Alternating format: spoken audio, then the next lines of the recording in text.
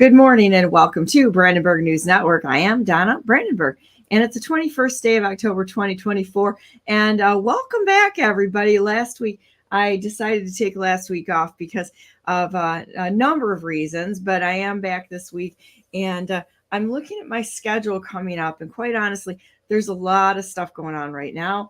And so keep your eyes on what's going on here on my channel, because there's so many moving parts, and I'm going to be moving around a little bit to different things. But at any rate, I wanted to bring up the fact that the barn bash this weekend with Ambassador Rick Grinnell was absolutely fantastic. We had such a nice time.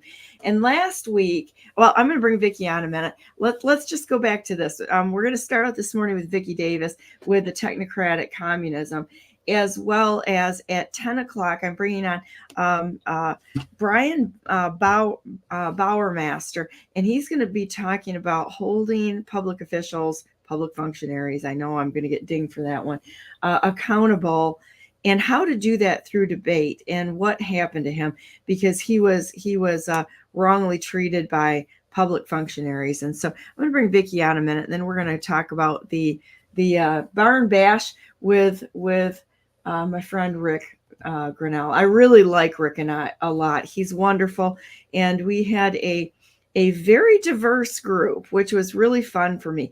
I don't play identity politics. I despise it. I think it's toxic when people want to break off into subgroups. However, I just kind of float between all groups. And honestly, I don't know if when you were in high school, I didn't like fit into any clique. I kind of just got along with everybody, and I think that that's the way that we should do it. So I'm just going to announce myself as an American, a patriot, and a child of God. That's what I am, okay? And I can get along with anybody, anytime, anywhere, as long as they're not intentionally trying to screw with the innocent people or America or Americans.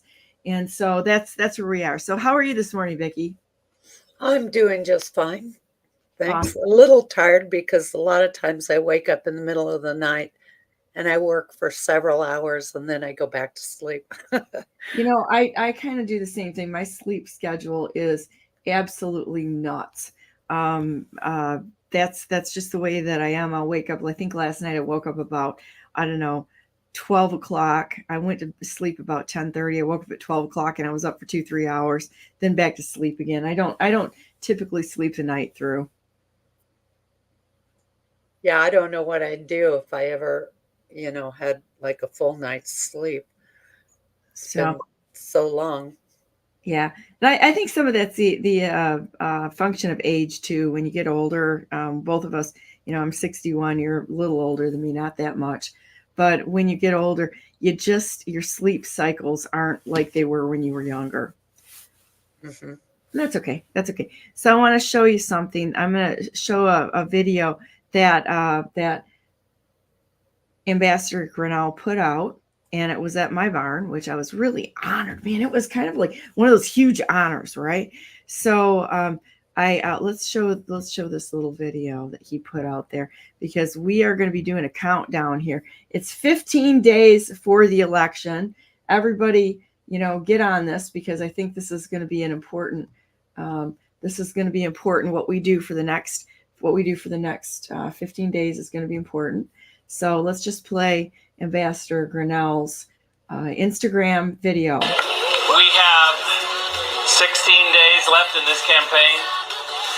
When I look at what's happening to our country, it's hard to take. And we handed them a world totally at peace. And you look at what's happening now, and you have two escalating wars. But what we do know is that President Trump has already proven that he knows how to bring people into a room, tell both sides to knock it off, and deliver peace. We have to participate.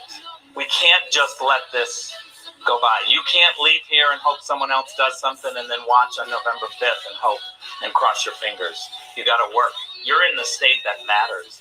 You're in the state where it's going to be yes or no.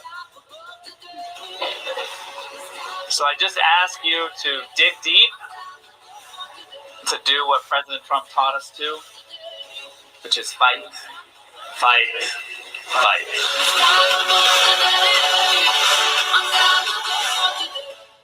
Yay. Isn't that nice?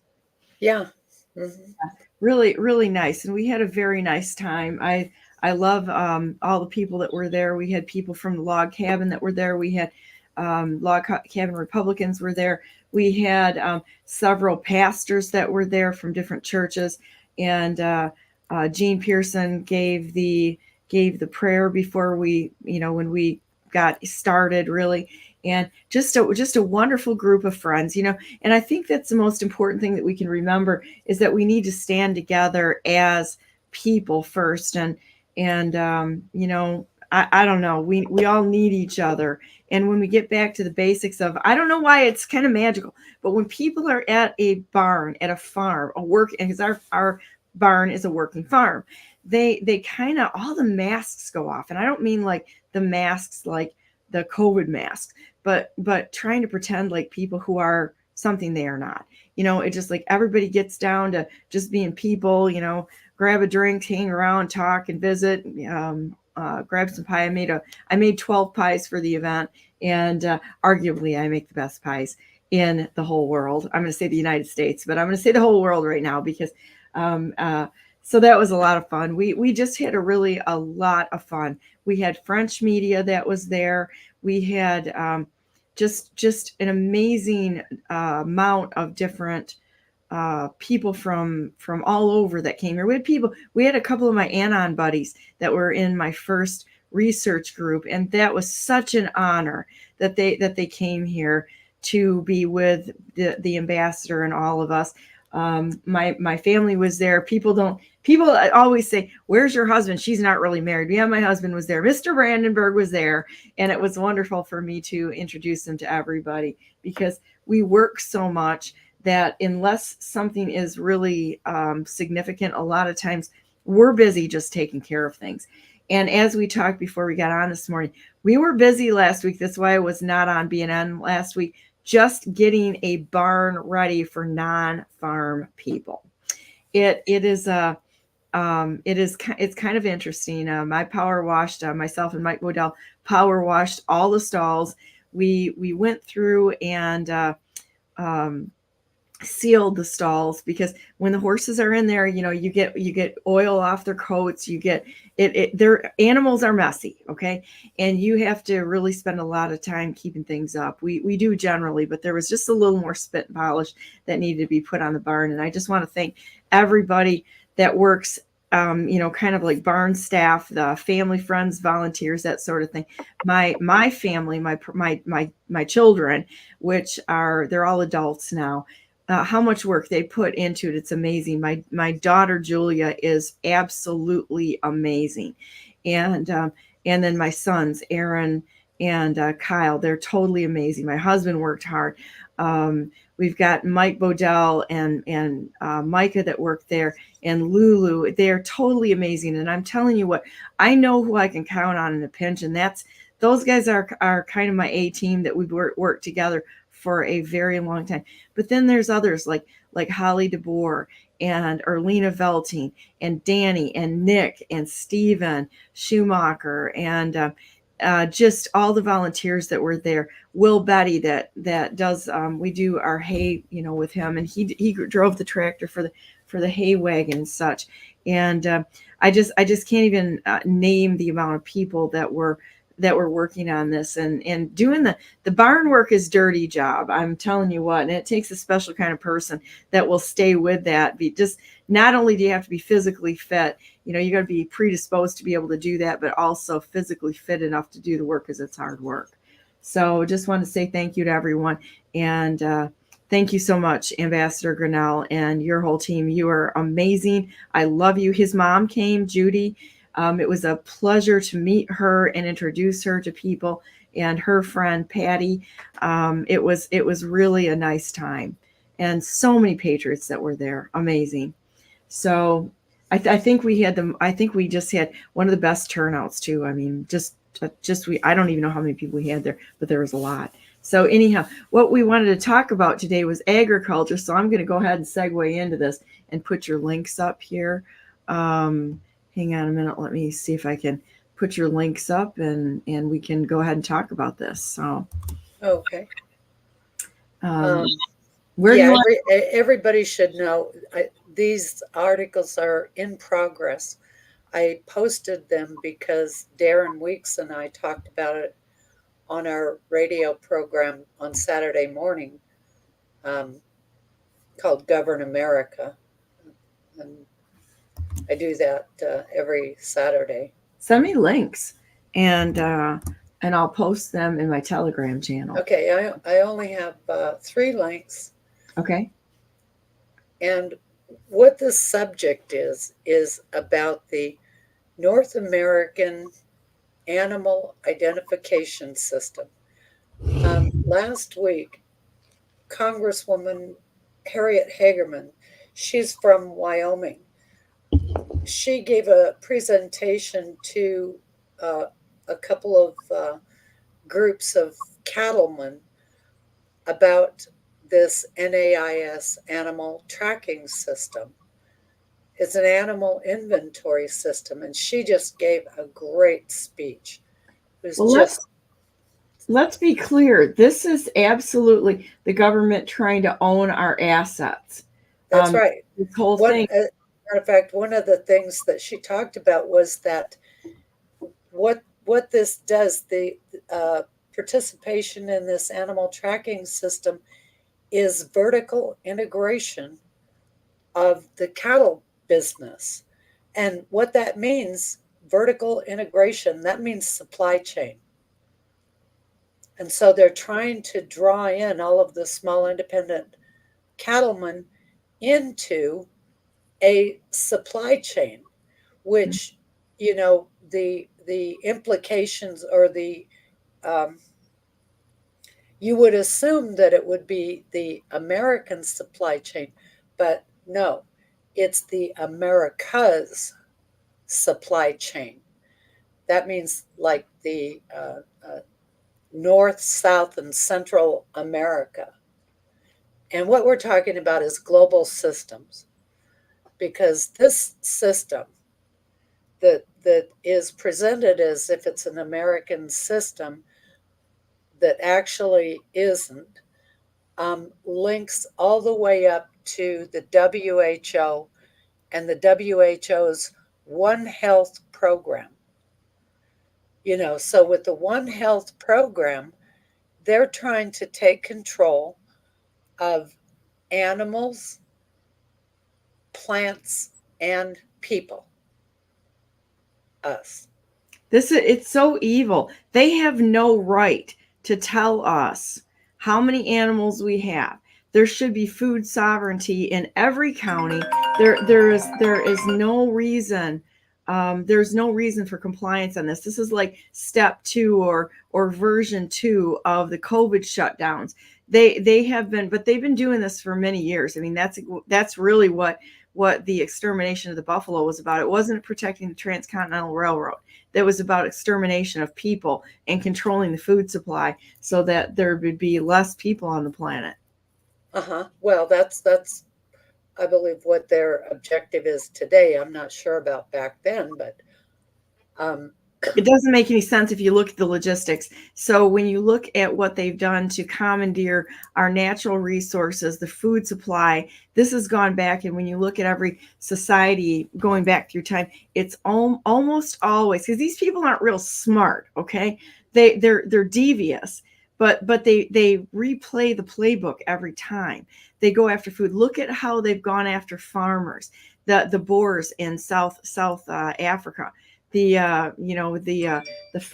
farmers in say the Bolshevik Revolution, that whole time, and how many farmers they basically took out the farm supply. Yes. But that's constantly being repeated. So that's a problem. And when you look at what they're doing right now, they're doing the same thing. Mm-hmm. Well, and that's I believe that's the whole objective of the WHO. They present a face of being to protect people from medical tyranny and that sort of thing. But the flip side of that is that they are trying to take control of people. And actually, if you look at what they're doing, the NAIS animal tracking system, they started it out just for animals that exist on the farm, which includes deer and llamas and that whatever. But their objective is to inventory and tag every animal in the world, to have an inventory of it. And guess what? You're an animal. And that is part of the system to bag and tag you as well. Yeah, and it's really sad how they've gone about this, and that it's really never, their methods really haven't changed. Mm-hmm. Well, when I was working with Idaho Eagle Forum, which was the Idaho chapter of Eagle Forum, in 2006, we found out about them trying to implement this system, and they were imposing it on the small ranchers at that time. And so we mobilized and fought it, did a lot of research on it, and we fought it. And so after I heard Harriet Hagman's speech, and she's talking about them bringing it up again, I thought I better bring forward all the research I did before and tell people, what this is really about. Well, in doing that, she thought that the first attempt at implementing this was in 2010. We were working on it in 2006. And this time when I started researching again, I found out it was actually an initiative in 1985. Really? And it was proposed by an inter-American organization. So we're talking about like the free trade area of the Americas. 1985, they started working on this. And when you have an inventory of every animal or every product, in a whole area, what you can do is, of course, you can manipulate the price, and you manipulate the price by controlling who can be in the business, and that's really the function that the supply chain serves, is to be able to control who can be in the market, how many animals they can raise, which in turn controls the price of the product. Well, they're doing a lot of price fixing and manipulation right now. They're doing it in the real estate market too, bigly. That by through the taxation methods is one way they're doing it, because they're setting the values at a local, county, and state level and telling people, no, you can't sell this house for this. This is what it's really worth. Well, they're trying to make everything nationalized. Yeah. So that the price of a house in Washington, D.C. is the price of a house in Twin Falls, Idaho. Well, you can't do that because people in Twin Falls, Idaho don't make that kind of money. Yeah, well, they're absolutely wanting everything to be the same across the board. And destroy capitalism, destroy fair market economy.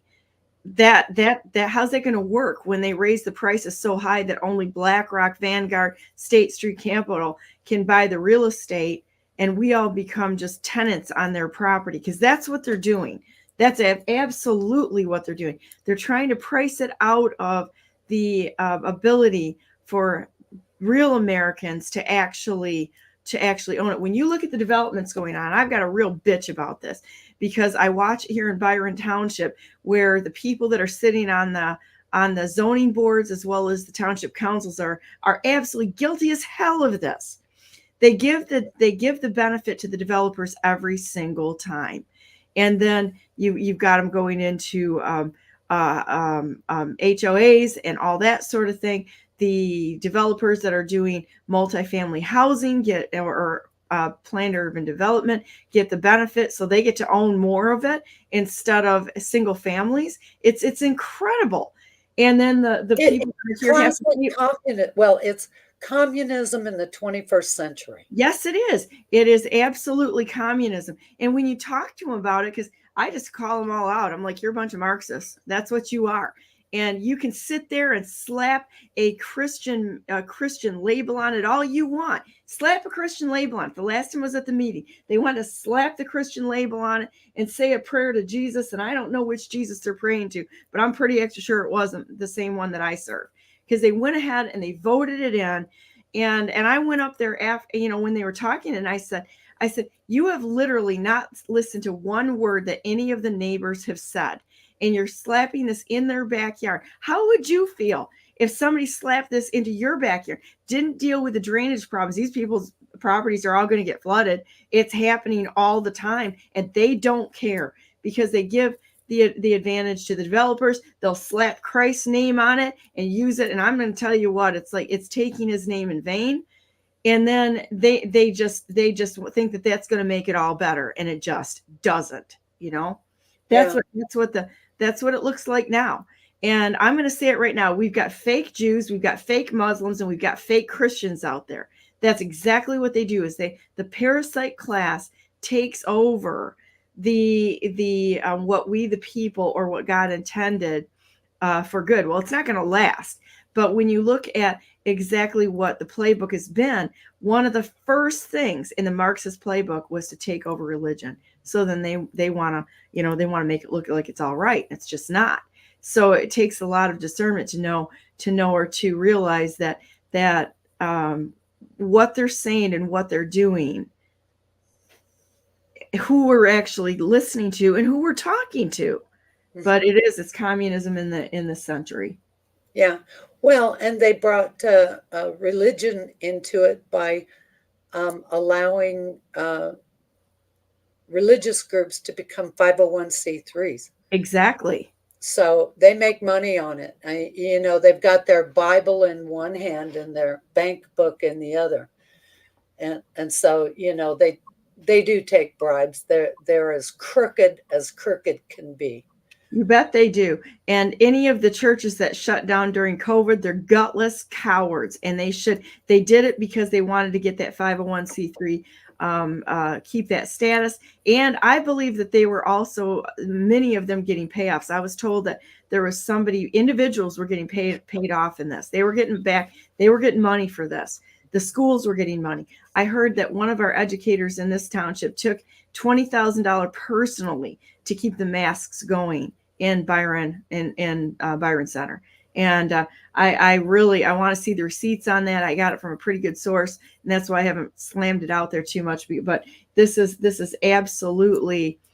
I think we need to frame this into what communism looks like. What putting people into their little pens to use them, because it's changed. What we think of as communism and the Holocaust and all this stuff, which I'm going to tell you right now, I'm questioning everything in history, even the numbers, what they have to say, and how they've used this to set aside protected classes of people. We need to honestly look at this. There were 6 million Jews, but there were 5 million Christians and all the gypsies that were killed during World War II. But we never talk about that. And I think we need to talk about these things like AirPack and how it's funny things like people with dual citizenships, right? There are honest believers in that believe and hold to God in the Christian religion, in Christianity, in Judaism, in Muslim. They are trying to do the right thing, right? Now I have a pretty solid commitment to Jesus Christ as my Lord and Savior. I want to tell you that right now.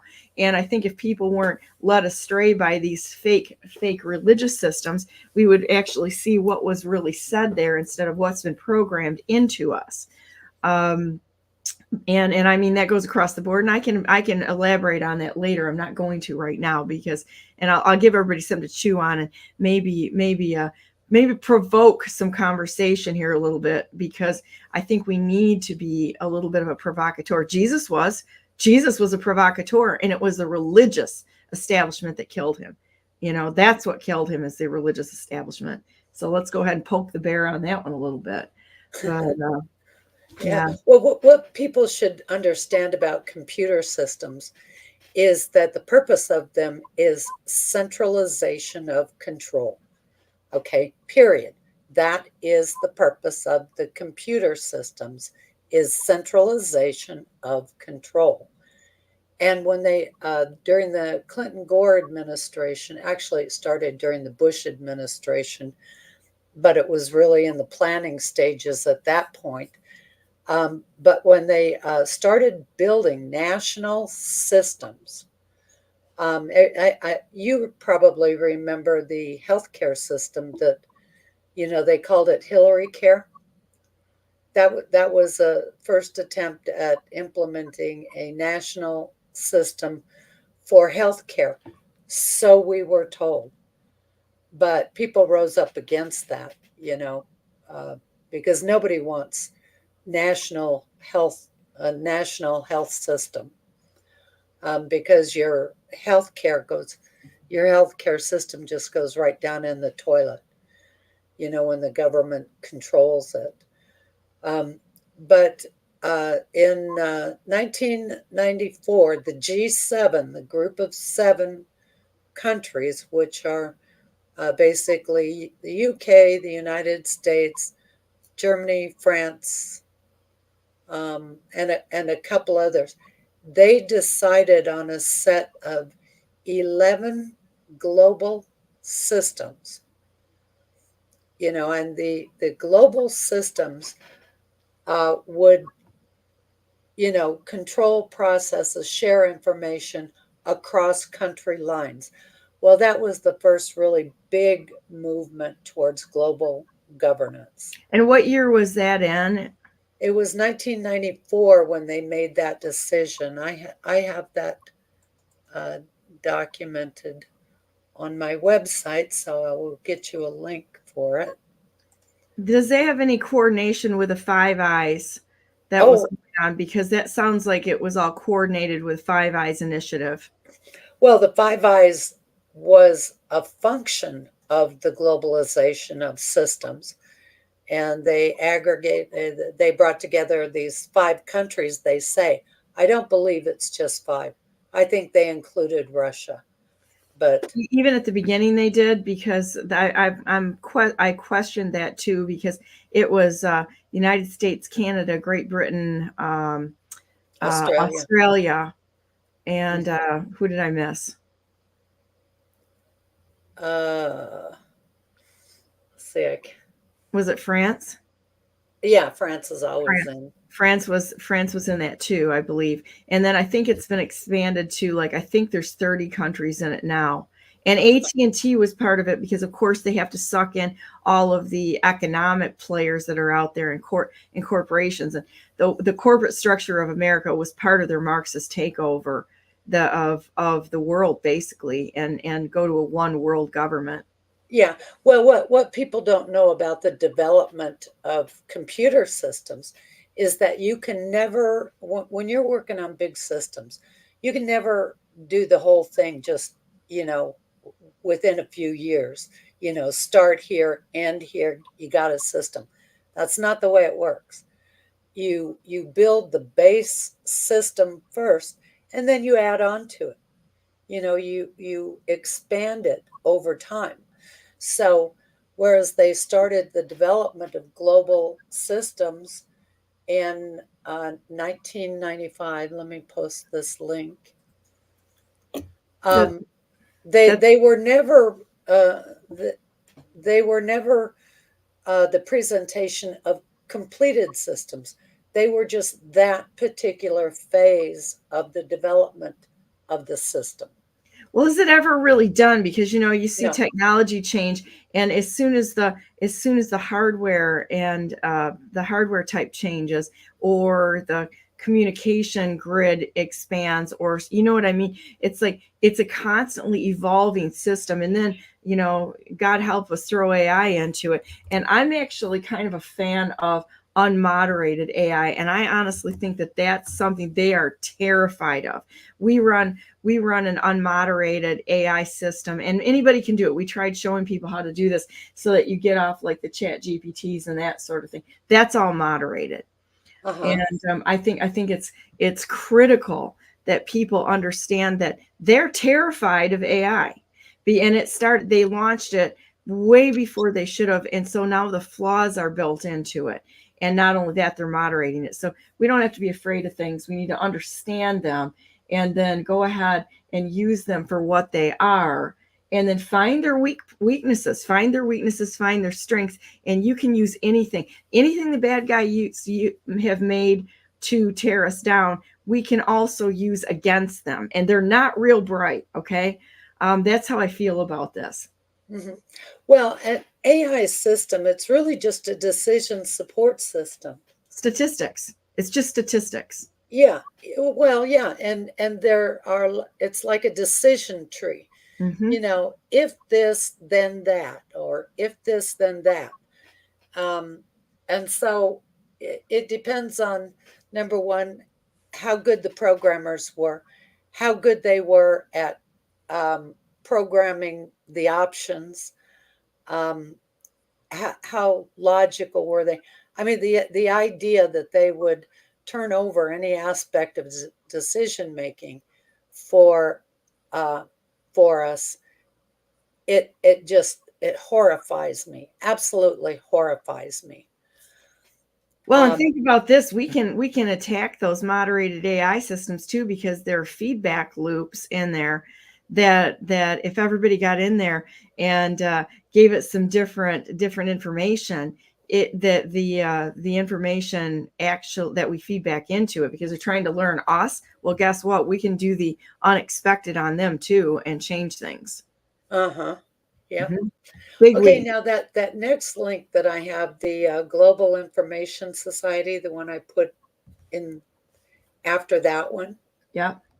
Okay, I have a list in there of the 11 global systems that they chose to start with. Perfect. I just love it. You bring the receipts. This is amazing how much work you've done. I am rarely in awe of this type of absolute brilliance in how you put this together. You and Jonathan Cagle are just unbelievable with the amount of information you have and the connections you've made. Just astounding amount of information you put together. Well, thank you. Yeah, I do work on it because it's so important. I can't even express how important it is that we have to break apart these global systems and take our government back, our country back, our humanity back. Because these computer systems turn you into nothing more than an object in the computer system. And they intend to manage your life. As a matter of fact, one of the links I put up there at the top is questioning, are you just a unit of biodiversity? You know, because in this animal tracking system, I believe, and other people believe, that they're including humans in that. Sure they are. Well, look at the numbers they've got on, with Social Security numbers and all of this identifier. All of the identifiers they have on everyone is for tracking. Yes, yes. And one of the systems that they started to work on early on is the healthcare system. And I found out about that by watching a 2007 National Governors Association meeting in which IBM and Mayo Clinic were doing a presentation, and the subject was personalized medicine. Well, you know that personalized medicine is by definition experimental. And so the idea was to implement a national system of medical records. And when I researched that back, I found that John Glenn, Senator John Glenn, on the Government Reform Committee, was the first one to make an inquiry of the GAO, I think it was, to find out about all of the issues that would be involved with establishing a national medical records system. And in his inquiry, he said right on there, it's for medical research outcomes. Well, I mean, first of all, you can't really justify the cost of a national medical records database. There's Well, no they've done just. it, and they've put so much information in there, like with the McLaren systems and all that sort of thing. Mm-hmm. Well, and for what justification? Well, if you're having the pharmaceutical companies pay you for research subjects, I mean, think about what you can do with that information.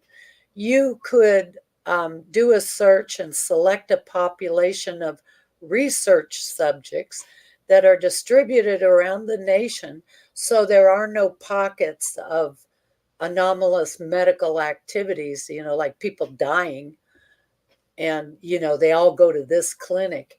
No, with a nationalized medical records database, you could distribute your population of research subjects, and so nobody would be the wiser that you were doing it. Well, information is the big moneymaker across the globe. So whenever I see anybody that's involved in that, the red flags go up immediately. Yeah, well, they should. I mean, that whole system should be taken down. But initially, I thought it was for medical research, but there's more to it than that. What we ultimately got was a system of universal health insurance, which was Obamacare. Well, the insurance companies, that is a statistical system. They don't care about the details in your medical record, because it's the disease condition, the expected number of people among your population that are intended to, that might get it, and what it's going to cost you. And the actuaries do the calculations so that they can price their insurance product to be able to cover those conditions for the estimated number of people that are going to get those disease conditions. That's what insurance is about. It's not about looking at in detail at what your medical record says. And so the idea that they would use a national health insurance system says that the purpose of the nationalized medical records was something different than that. Well, when you start reading about the national animal identification system, it's really what they're trying to do is an inventory of all of the animals. And guess what? You're an animal. You're a unit of biodiversity that can be included in the animal tracking system.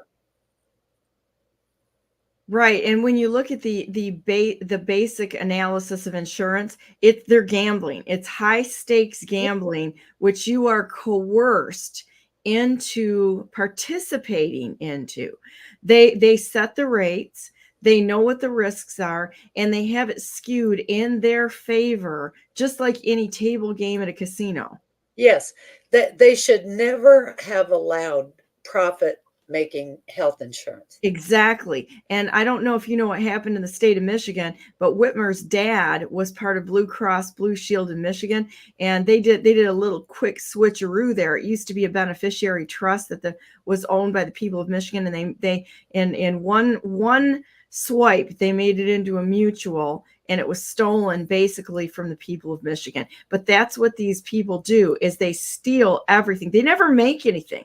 They don't make anything. They produce nothing. Zero. They create crisis, then they bring the solution to it. But up and beyond that, they will take over any host that's dumb enough to let them, and or weak enough that they can move in and take it over. But that's exactly what they do. Mm-hmm. Well, that whole the move towards profit-making insurance companies, that started in about 1979, the ERISA Act of 1979. And the reason why I'm aware of that is because I was working for a Blue Shield in Washington State at the time that happened. And they allowed these big corporations to become self-insured. And was that in 79 or 72? I thought that was a 72 act. no, I think there was an ERISA of 1979 also. Okay. I mean, they do these things in steps. Stages, because we were affected by what they did in 72, because the Teamsters, a lot of the pensions are broke, completely broke. And what they did is they didn't make an allowance, or they did. I know they did. I know it was intentional from the bottom of my heart that they could come back on companies that paid into the unions and blame the companies. But what they didn't do is they didn't write anything in there that held the unions, the management of the unions themselves accountable, and they were the ones that mismanaged the pension funds and broke some of these union pensions. It was them. And they got away with it. Yeah, well, you know what?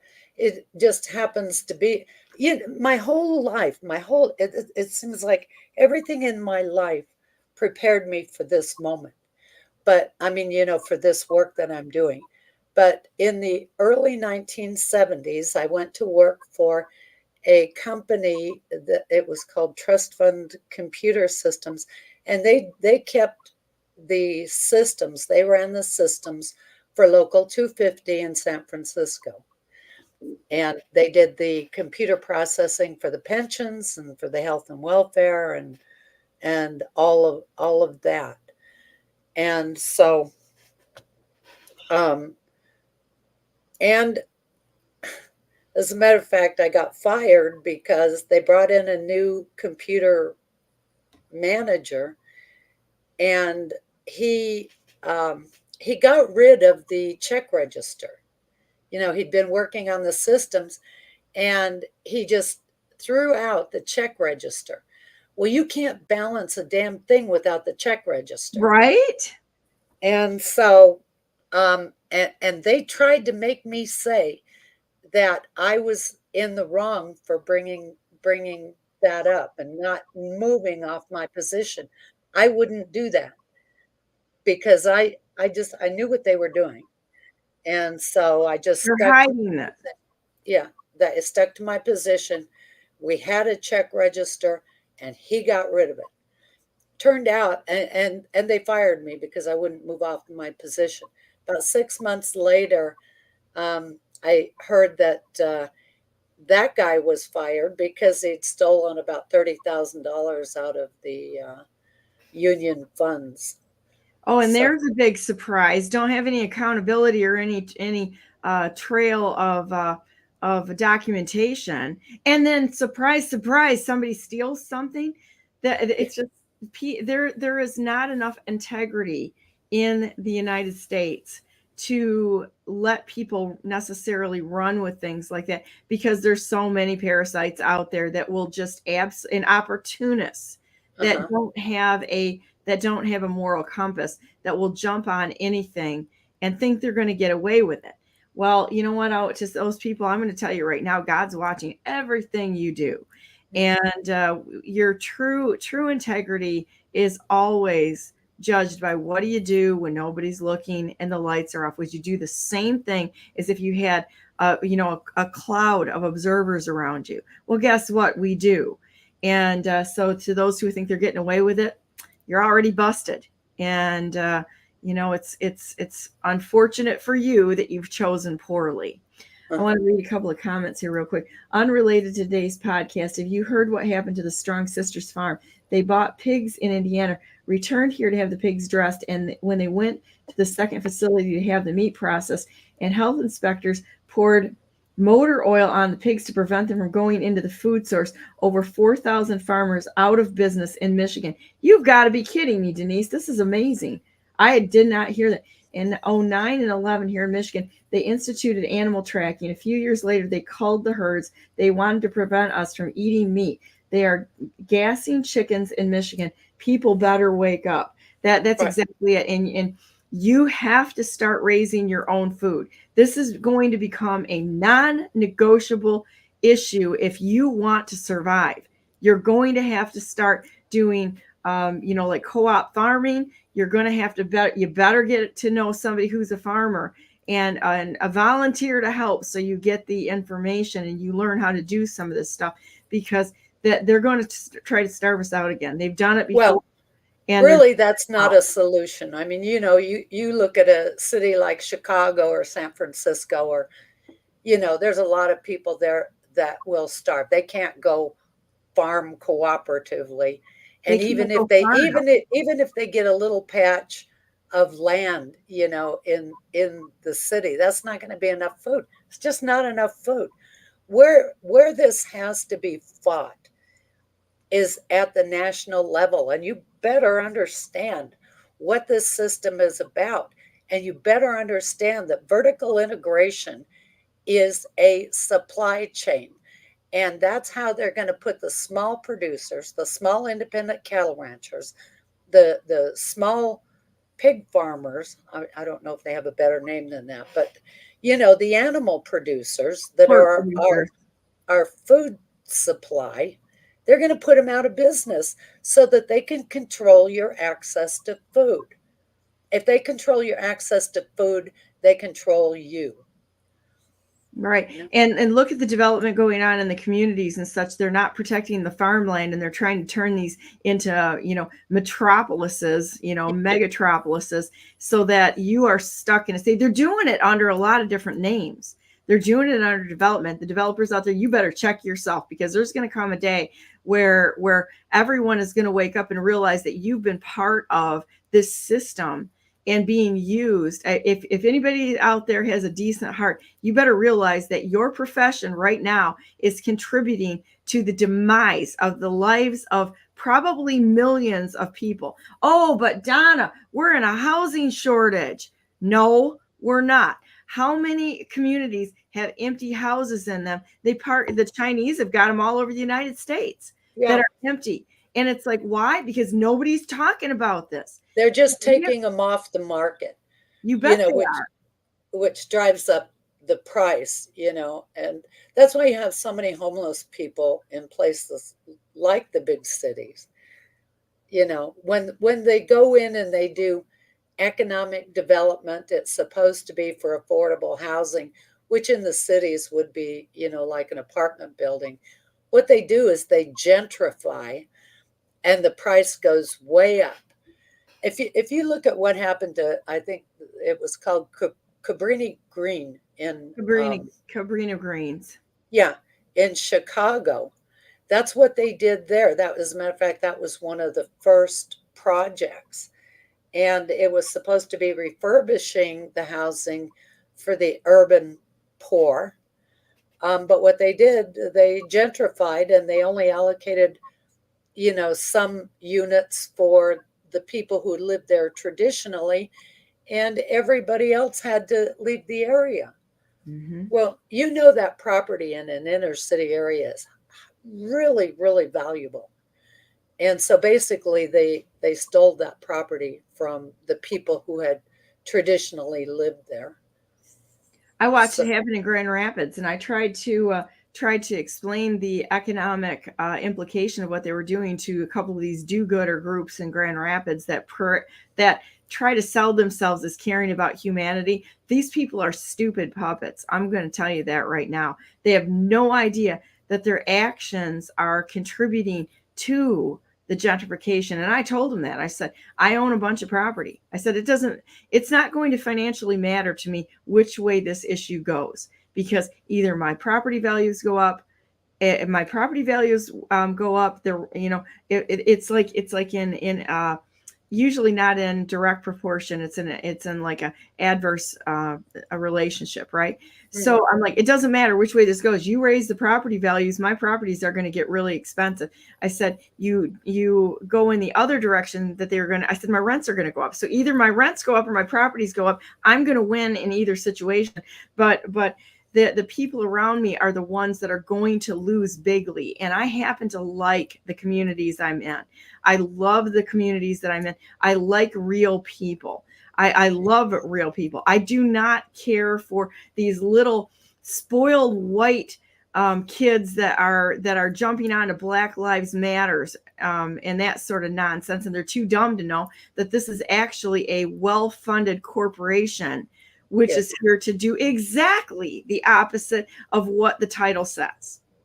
Yes. And so they get their emotions all caught up, and whoever has the most emotions in their little game of who's the most valid we should be listening to, the one that has the most crazy emotional response to everything, those are the ones that are the most likely to be used by these Marxists because they're emotional, their brain stops working, they can't make a good evaluation, and they will jump on anything that everybody around, oh, honey, you've done such a good job, and blah, blah, blah. No, it's not.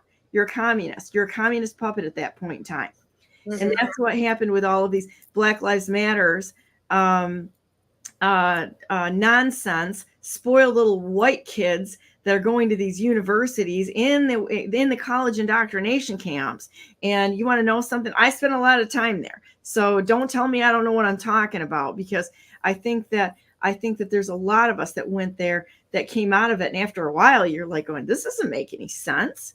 And so we're able to see what they were doing. And now maybe I'm a reformed whistleblower to this system. Let's just call it that. I'm going to designate myself right now as a whistleblower to the college indoctrination camps and such. However, I wasn't a spoiled little white kid because I ended up paying for my education.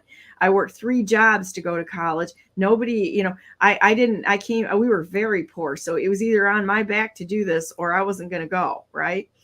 And do something different. But point being is that we are going to have to dig through this stuff and know what's actually happening, not what they want us to say, not what they want to tell us is happening, but to think for ourselves and say, we're going to raise our own food and we're going to be speaking out when you do something wrong, and hopefully suing the ever living crap out of them and impoverishing them to the point where they can't get back on their feet again. And that goes to townships, boards, that goes to zoning boards, it goes to our counties. We need a house cleaning from top to bottom, because ignorance of the law is not an excuse. Right. Well, and that's one of the worst things that happened to our young people, is that they stopped teaching them to think. They stopped teaching logical thinking, and to analyze problems. They moved to this social and emotional learning. And so all these tantrums, all these young people, they think if they stomp their foot and whatever, get huffy, that's the way to get things changed, and it isn't. Let's go ahead and balance this out, because look at a bunch of the old hippies that are our age here that do the same thing, the environmental hippies that go out there and are absolutely out of their minds. These people are like demon possessed. It's like, this would be great if we all lived in a Disney World reality. We were there for a while, I think, that believing that there was if we just kind of shut up and went along and put our princess dresses on and waited for the prince to come and save us, and the prince, doing, what I mean, in this unreal engineered reality. It's all been part of this. But the reality is dudes, we need to get our warrior on and say, not just no, but oh, hell no. Yes. And never back down from this. And if you hurt somebody's feelings, I'm sorry. Too bad. They are ignorant puppets that have been asset captured by these global powers. Mm-hmm.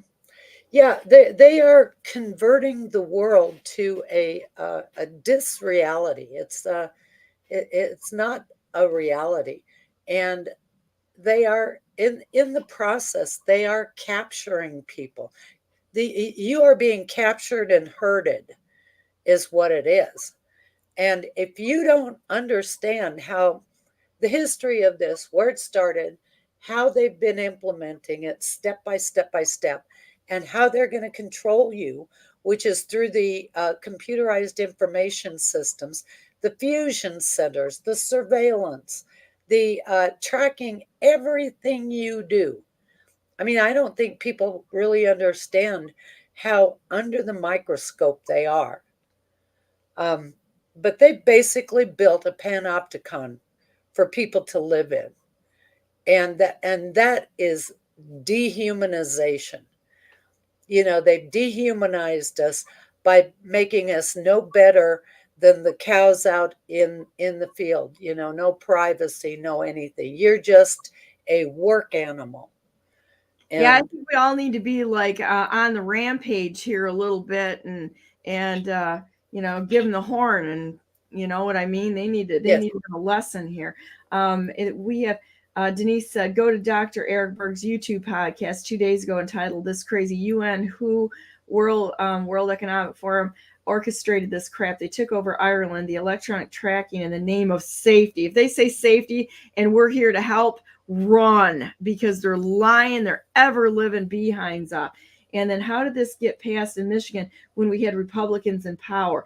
Harriet Hagman, okay, is currently fighting the good fight. That's right. Well, go back to that. You know, we're going to have this dialectic that's going on where you've got this side fighting this side and moving us into camps, and we're go sports team go, and let's have all of these nonsense popularity contests going out there. And if you don't agree with me, because I follow this person or that person, then we can't talk or be friends, and we certainly can't get sit down and have an honest, discussion on anything, because you're on the other side and that sort of thing. What a bunch of high school bullshit going on there. And I'm going to tell you what, the Republicans, I would like to see things happen. I support President Trump without wavering on this. And the reason being is he is an American who is deprived of his lawful ability to have an office that he deserved. He is the rightful president of the United States. And these communist bastards deprived him of this. We have 15 days left to make sure that we stand, not as a Republican or as a Democrat or as a whatever label you want to put on yourself, but as an American who watched another American be brutally attacked by these people, deprived him of his office, stepped outside and spit in the face of every single voter out there whose votes were diluted. They lied. This thing, there's so much cheating in that 2020 election. There's never been more evidence of crimes committed of anything in the history of the world. We have one job to do right now, and that's to vote in an American who is deprived of his office, his rightful office, and to stand for that as the most important thing that we can be doing, besides, I'm going to say prayer right now. The most important physical activity that we can do right now is to get our behinds in there. On what day? On what day, people? I've said it enough. Election day. I will not be early voting. That's like I'm sorry, that's like following somebody. And I think President Trump is so smart. He's going to see who's going to be an American for dummies type situation and just follow what we're being told, or critically thinking and knowing the Constitution, knowing the law, and getting in there on election day, having the integrity to show up. I think this is a vetting process right now. Are you going to sit there and listen just like a stupid sheep, or are you going to do what we're supposed to do as Americans and vote on election day, not give them any more information than they need before that election day comes down, and standing there with the Constitution doing the right thing? The choice is yours. And you know what? And if you follow somebody's advice, I don't care who they are, instead of the law, we are a country of laws, not of men, then you failed. Well, I was listening to a program that was reporting on what was happening in California. And according to him, California passed a law saying that the poll workers cannot ask for ID. They can't ask for ID. Now, what the heck? Now, where are the lawyers challenging that? And Congress should be voting on legislation saying, well, if you don't follow the federal law, which says they've got to be American voters, I can't quote you the law, but we can't accept your electors. We will not accept your electors. But as far as I haven't heard a thing about anybody doing anything about that. It's amazing. It's like the amount of fraud going on, and it's intentional. Okay, guys, this is intentional what they've done here. And you look at this. Let's just say I want to go to family fare in this area and buy a bottle of bourbon. I like bourbon and scotch, right? I don't drink a ton, but I do like a shot of bourbon or scotch once in a while, right? And go in there. They ask me to show my ID. All right, we got a 21. You have to be 21 to buy booze, and it's like, so 21 years old, guys. I'm 61 years old. If you can't tell I'm not over, look, if you get close, you'll see the wrinkles and certainly the orneriness coming out through my pores, right? But it's like, if you got to ask somebody who's 61, are you 21 years old? Do they take an image of your driver's license? Yeah, they do. Okay. Yeah, the same thing happened to me with a store that's close by me. My car battery died, and so I wasn't able to go anywhere. So I had to walk to this store to buy my cigarettes. Well, and it hasn't been a problem up until the last time that I went in there, and the clerk, didn't just take the image of the license. She actually looked at my license. Turns out it had expired 1.5 years ago. And I didn't notice, I get busy doing things and I forget stuff like that. Well, she wasn't going to sell me the cigarettes because she said you have to have a valid license, which means that they think that they're law enforcement. Yes, what they're doing is the state has turned people in on to be their enforcement arm on each other. Well, go ahead and narc on your neighbors, you losers. It's like to the communist government that we have in place for something that you could just go talk to them about. No, I'm just going to pick up the phone and call the government on them and cause a whole bunch of problems. You have just become a captured asset of this government, this unlawful government. And the businesses are there to enforce their unlawful policies. You know what? I am a fan of these private membership associations, and I think all of us should be doing that, because if they go after private membership associations, then they got to go after Hillary, the criminal, the murderer, Clinton, and the Clinton Foundation, and all of that, because that's what they've been doing. They've been doing the private membership type associations. We do it. Use their tools against them. Yes, absolutely. Turn it around on them. Turn it around on them. They've given us a perfect pathway to stick it in their faces and bring them down. But we all got to be in that mindset, not a child mindset. Okay, so I guess I'm going to do what I'm told to do. No, we can't do that, guys. That day has come to the end. And get your warrior on. Be ready to get out there and kick ass and take some names. I've got Bryan backstage. I'm gonna go for a little break. Can you stay on, Vicky, or do you need to go? No, I can stay on if you want me to. I'd love for you to stay on, because you're genius in this, and I think some of your insight with what Bryan has to say is going to be very valuable. Because I just love you. You're an amazing person. So we're gonna go for a quick break, and then we'll be right back on with Bryan Bowermaster and what's happening up there in Idaho. Idaho is like a nest of crazies.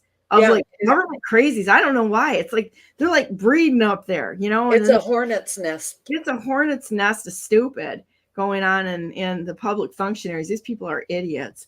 So I'll be right back. Give me just a 30-second break and we'll be right back.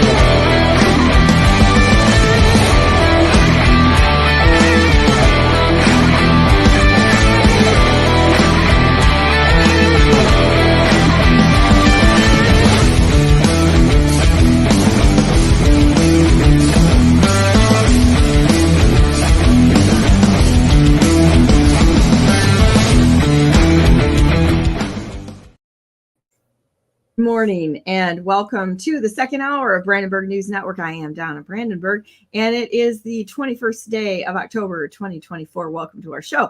We're going to go on. I'm going to just jump right into this because, of course, we got into this and Vicky and I can go off the rails on everything here. And welcome, Bryan Bowermaster. And how are you today? Oh, I'm well. Thank you so much. What an honor to be here. Hey, thank you for coming on. This is great. I don't know what's like. Idaho seems to be a favorite hotbed of nonsense up there. And I wanted you to talk about what's going on up there because I'd like you to explain your story to everyone and then what you're doing to combat what their criminality, their criminal usurpation is happening up there. Wow. You know, I have to say, you hit the nail on the head. It's kind of a weird thing. A lot of people think that this is such a red state that, you know, we got a lot of people moving here as well. They think that it's all good here, but it's not. It's very much not. We have a lot of problems. Listening to you guys backstage was like extremely inspiring as well, that people are aware of this. People are waking up. So quick nutshell of my story is that I'm a video producer. I've been in the visual arts for quite some time. That's my gift and talent. And little did I know that back in 2020 that I was going to be led on my faith journey doing this work to a place where I was going to be completely violated by our government here. And I don't know if you guys heard about it, but long story short, I ended up in our Capitol building and they are completely corrupt in the way they think that we, the people in the press, exist. Especially in all these public buildings, they have the nerve to think that we need to join some club and we need credentials when it's clearly written in our supreme law of the land that you can't abridge that right whatsoever. So I was aware of this, but I ended up getting really knocked down by the enemy for a minute. After that, I could not look away. And then I started watching our elections here locally. And this is where I think my main concern is that everything you guys were saying about the national stuff that's going on, especially the election, it's so important. You're absolutely right. And what I think is missing a lot of attention too is the fact that the playbook is being shown to us at a national level on what we need to do locally. Trump's showing it to us. He's showing us, look, court of public opinion is one of the first and one of the biggest effective ways to get around this bullying that's going on, because everybody's standing around asking, what do we do? So part of my story is, and I really appreciate you giving me a chance to get the word out on this, is the power of debates. We saw this with Biden. We see this with Kamala. The ones that don't want to stand on their own 2 feet because they know they can't, that's where the people, even the most confused, deceived people, finally woke up to the ineffectiveness and the cognitive issues with Biden. Isn't that funny? To me, I found it interesting that they didn't see that all the last 3 years, but it took the debate for them to kind of snap out of it. And I heard it from multiple accounts. I never would have believed it until I started seeing it with my own eyes and in my own personal polling. So that's what I wanted to talk about today. It was, I know that was kind of a lot and vagaries in multiple directions, but I couldn't deny helping the people that I know were good running for office here locally after I saw what happened and what happened to me. But then I started seeing how there's election interference on a local level. I just have this gut feeling, no matter what, it's happening. And it's easier for them to get away with certain things locally. Kind of a weird thing. You would think because we're closer to it, but the problem is we pay less attention in different ways locally than we do nationally. It's really bizarre. So the power of debates, I think that there's a consciousness shift that I think will happen, and I'm hoping it happens in Idaho. Maybe we'll be an example state. It's the concept of no debate, no votes. It's one area we have control of. If we can get back to what do we have control of, and act accordingly when the bully thinks he's a runaway train and we can't do anything about it, now we have the power of the public opinion back in our court, and we make it the prerequisite to anyone running for office. I think that's a great idea. It's important to realize that the local governments, when you go in, you actually listen to them, they constantly blame, well, the state tells us what to do. It's backwards. It's totally backwards. So we're gonna have to get our warrior on here and take some steps in order to reverse this. And it's on us. It's our responsibility to do this. Mm-hmm. You know what I think it'd be really interesting, even more interesting than listening to the candidates, is to have a debate between the supporters. You know, like I'm a Trump rah-rah supporter, or I'm a Kamala Harris rah-rah supporter. I'd rather watch two rabid, political followers. I would volunteer for that, Vicky. I would absolutely be first in line to debate these people. It'd be totally gloves off, wouldn't it? I mean, oh my gosh, it'd be glorious. That's brilliant. Yeah. If I might share too, that's brilliant, because that goes along with a point I meant to make, was that somewhere down the line, and look at this is how cunning the enemy is that they convinced us the debates were for them. Mm-hmm. So now everybody's kind of sitting here waiting for one to challenge the other, right? No. This has always been for us. The point of us vetting and having public scrutiny, which is brilliant with what you're saying there, Vicky, is that this could be an evolution of the debate process where they can actually opt to allow a supporter or somebody to stand in their place for their talking points, which would show other levels of consciousness in this in the process, the vetting process.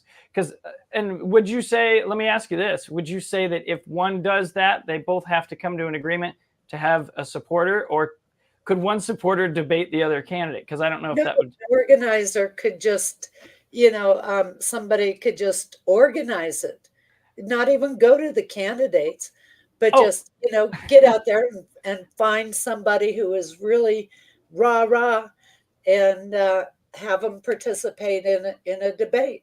Oh, the Kamala supporters won't be able to do that, because they're going to have their fat-free cookie and their herbal tea and such. Their lattes. Too busy, can't debate. You weren't kidding, Donna. Vicky is awesome, because she's totally intuiting what we're doing here in Idaho. Because that brings us to the next point. But what you're saying, I think, is an excellent facet to this that needs to be implemented as well. So what we have a sheriff race that's going on here in Idaho, and this person is an obvious establishment member, it's a huge issue. He's totally cucked. He doesn't want to do anything. He's not approachable or accessible to the people, and he just follows orders. And we've had some extreme tyranny going on here. Literally, it's nothing new, but people arrested on the courthouse steps as for a failure to appear because they wouldn't wear a mask to go into their court session. Yet they're okay with throwing these people in with no masks on to arrest them, and then calling it a failure to appear. And at the time, the undersheriff who was standing in the place, we actually had a sheriff step down at one point. He didn't do anything about it. And Clifford, which is our current sheriff, didn't see any problems with it whatsoever. We just have all this same nonsense, right? So he's been challenged multiple times by our constitutional sheriff that's running, the guy that will be a constitutional sheriff. Excellent stand-up. Yes, Doug, Doug Trouble. There you go. Yep. And he's fantastic. He's written 2 books. I've rubbed elbows with this guy for a long time, and I work as hard as I can to not be biased. And I can tell you this guy stands on his own 2 feet, and he's willing to change his mind. He's got a heart like J.D. Vance, if you will. He doesn't mind saying publicly that, hey, you know what? I didn't like him before, but I changed my mind. So point being is that Doug has challenged multiple times to have this debate. And we literally have this incumbent saying on camera, I don't need to debate him. I'm going to win. And so, but the people have been wanting this debate for a long time. So what we decided to do was, why are we waiting for them? Why are we asking them for permission? So we organized a debate that is, it's designed to go on with or without that candidate, because it's going to be a public spectacle that is going to be really nasty for him if he doesn't show up, because we are no longer asking, we're demanding that he show up and show us that he's not another Kamala or Biden, because we believe he is. He can't do anything to. I love this. This is absolutely brilliant on your part, Bryan and Vicky. You guys are both brilliant. This is amazing. With the people that come on BNN, I feel like if they stick with us, they're probably a little bit above average intelligence. Because we get into the tough issues, and this is absolute brilliance on both of your part. I think this is amazing. And you bring up a great point too, Vicky, that we don't have to stop there. We can have other people that stand for the important aspects on each side, provided there's actually real, because that's the other great thing about it, is it would bring us to a depth to see if there's actually any real stances, because we're not just hearing the same parroting or the same nuances of that one person and their energetic output, right? We're going to hear it from people that are in their community, people that actually have researched them and found even more points. So I love what you're saying too, Vicky. This is exactly what we need.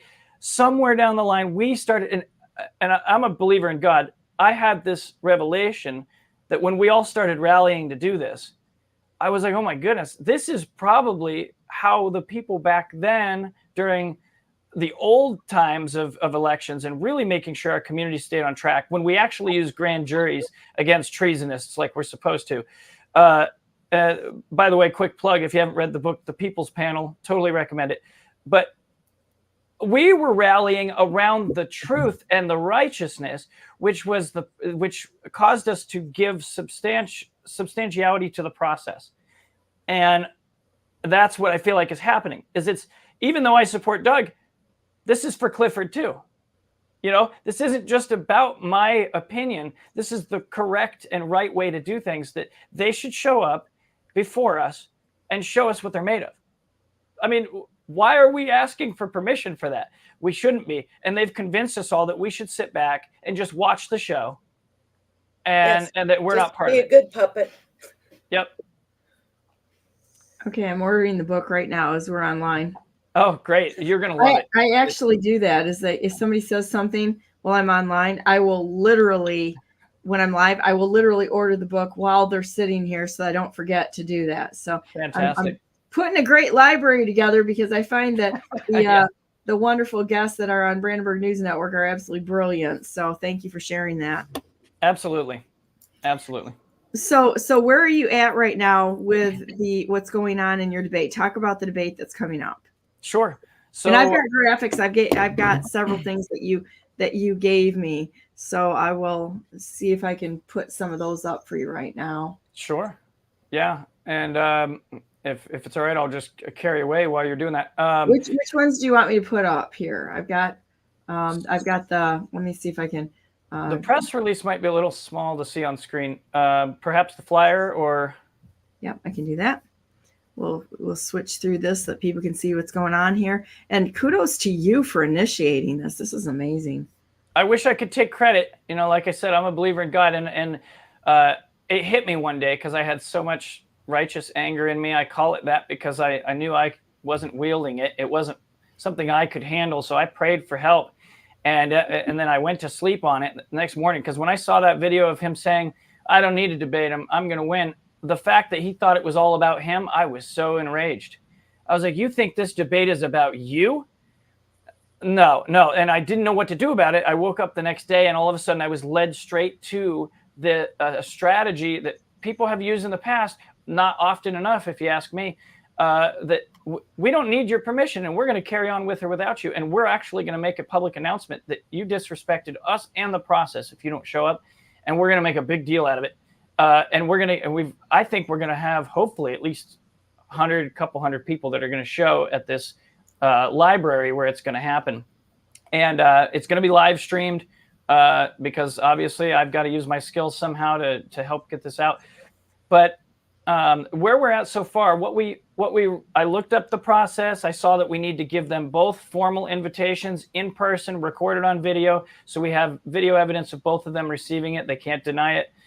And then we've got so they've been invited, and their instructions are in the letter. They get to pick their own moderators. They're going to have a deadline to do that, which today's actually the deadline, because if they don't send their moderators, which we already have Doug's, he was right on it. But if we don't have it, oh yeah, please. Let's play that in a minute so we can see what you're talking about here. Hello. Yes, you can. You're Doug? Yeah. Hi. I have been asked to give you this invitation to participate in a debate for the Ada County Sheriff's race. Really? And given that I'm going to give you this invitation, we hope that you agree to participate. I certainly would. So Clifford's going to be there? I have no idea. All right. Well, I'm simply the delivery vehicle okay. today. We hope you say yes. I would debate him anytime, anywhere. Whoever's put this together, you tell him yes, I'll be there. Very good. I'm glad to hear it. All right. Let me see if you have any questions, having opened that. Okay. This is brilliant. You did it live. Absolutely. I'll be there. Perfection. Yeah. Well, thank you. Pleasure. Thanks for coming out. Okay. Okay. Doug Trouble is a great guy. He really is. Okay, let's go to the. This is fun.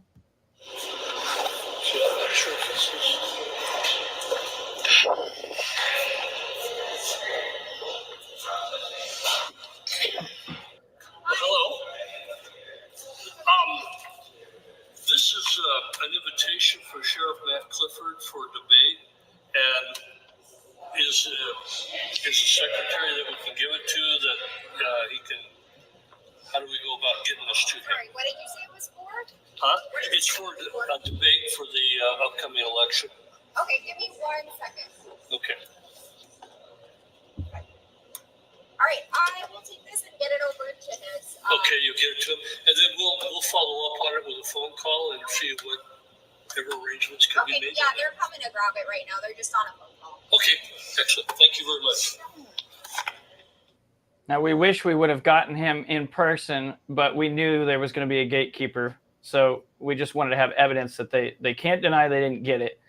And yesterday, somebody sent one out certified mail as well, just to make sure, because this guy's been a little slippery. Yeah, that's really what you want, right? A slippery sheriff. Yeah, exactly. Well, and it's disturbing to me that he didn't have a process where his little gatekeeper there came up and said had a process where, how about I give you a time slot here that you can come back and talk to him face to face on something. If somebody takes the time to come into your office and ask you a question, you should honor them, even if it's only 2 minutes, because remember, people that are in we got to be respectful to them too, because they're in public office. There's a lot of people that want to talk to them.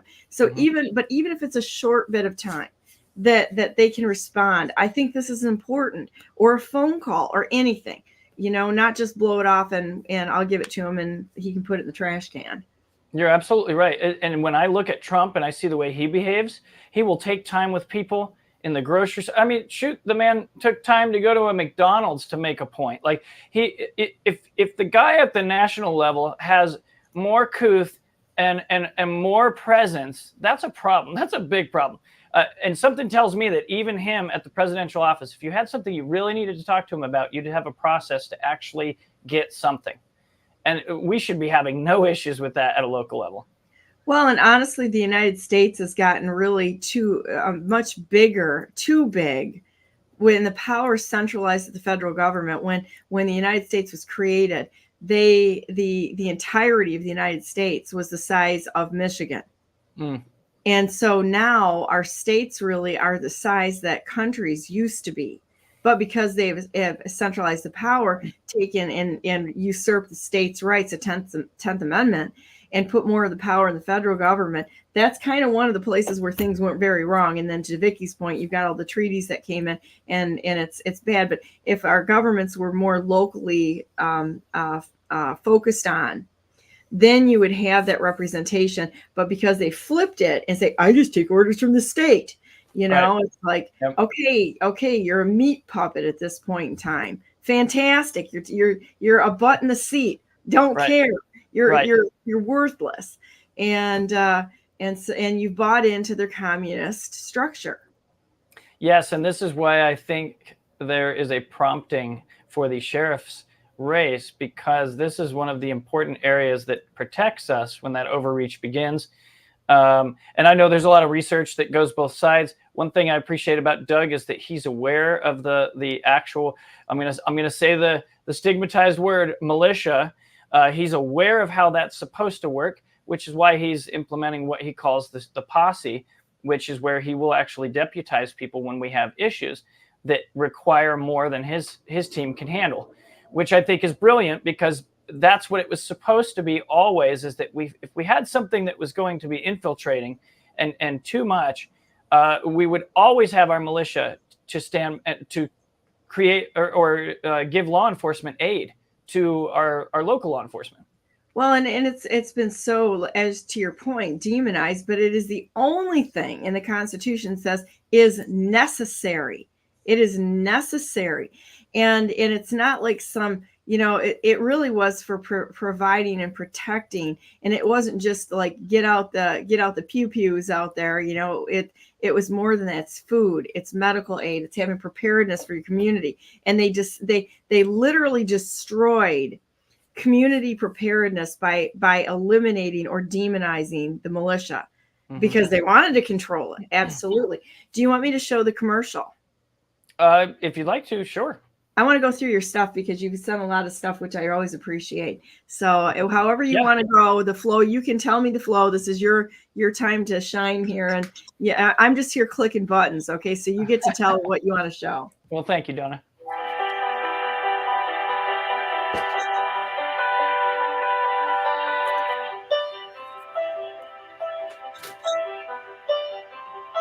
Daniel Bobinski here, founder of True Idaho News and a resident of Ada County here in the beautiful state of Idaho. My question to you, my neighbors, is this. Do you want a say in how our county operates? Well, on Saturday, October 26th, at the Meridian Library on Cherry Lane in Meridian, we, the people, will have an impact for shaping the future of our county's leadership. This is when you are going to get a chance to see your Ada County Sheriff candidates in action, side by side, in a public debate. A debate not organized by campaigns, but by citizens right here in our community. This will be a chance to demand accountability and respect, and see if the people seeking leadership in this county actually listen to us. At this debate, you and I will witness firsthand how these candidates tackle issues that matter to us, issues about our families, our safety, and our liberties. This is an opportunity for our sheriff candidates to realize that the voices of the people cannot be ignored. It's an opportunity to see whether these people are approachable and humble enough to listen to us, or whether they are serving a political agenda. This debate is important. I encourage you to attend this debate with me. It's going to be Saturday, October 26th at 1:30 p.m. at the Meridian Library, 1326 West Cherry Lane in Meridian. We need to know about the people seeking leadership in Ada County, because we, the people, have a choice to make about our future and our children's future. I'll see you there on October 26th.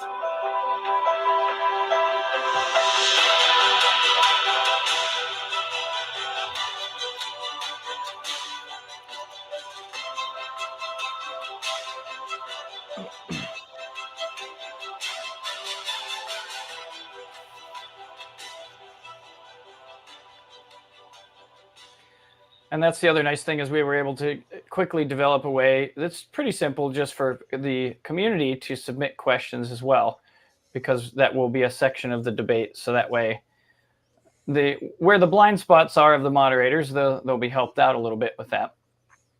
That's fantastic. Here, I'm trying to look for you've got another commercial there. You want me to play another one? Oh, do we? I didn't even realize that. Oh, you know what? So there's 3 different versions. Is that what you mean? Yeah. Those are the exact same. I just have different formatting of how they were set up. Okay, no worries. I just want to make sure we get through everything that you wanted to make sure everybody is aware of. So Vicky, do you have any questions for Bryan? what are you going to do when Clifford doesn't show up? Do you have a surrogate for him? Great question. So this is a plan A, plan B structure. Plan A is just standard debate if he shows up like he's supposed to. Plan B is we will make an announcement of how unacceptable it is to disrespect, and this will be the MC. We have an MC who's completely neutral to what's going on. They're not going to be involved at all other than just pushing the event along.